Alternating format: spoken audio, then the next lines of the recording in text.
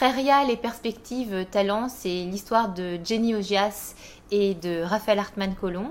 On est réunis autour de notre amitié et de l'ambition d'apporter notre pierre à l'édifice du mieux travailler ensemble et par notre conviction que tout seul on va plus vite mais qu'à plusieurs on va plus loin.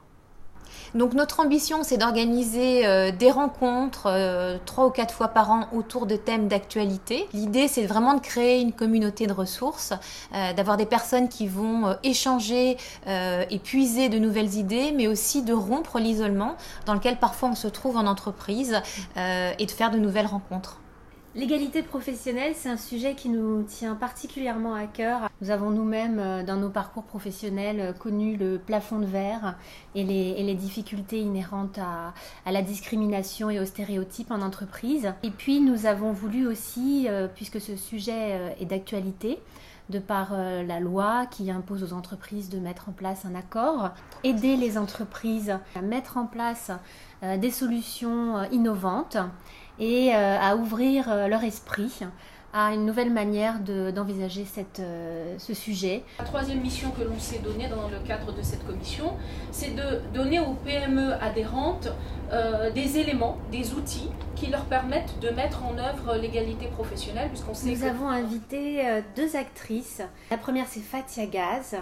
Fatia est membre du Bureau des femmes du numérique et elle œuvre au sein de cette commission de la branche des entreprises du numérique pour actionner des leviers qui ne sont pas accessibles aux entreprises, comme par exemple l'accès des jeunes femmes aux études supérieures scientifiques.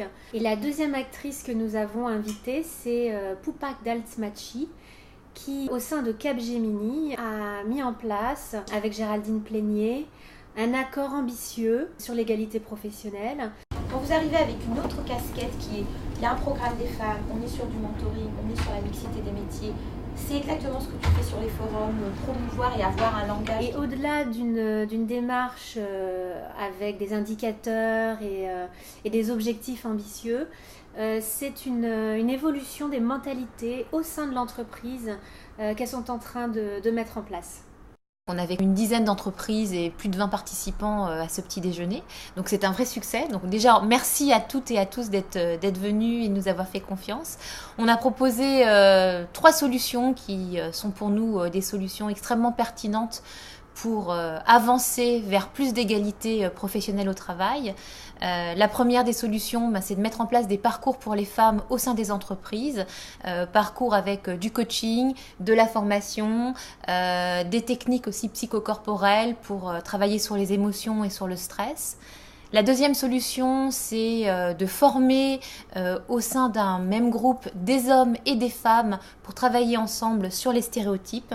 Et puis, troisième solution, c'est de travailler sur cette égalité professionnelle grâce à une technique qui nous vient du Québec, qui est le co-développement professionnel et managérial.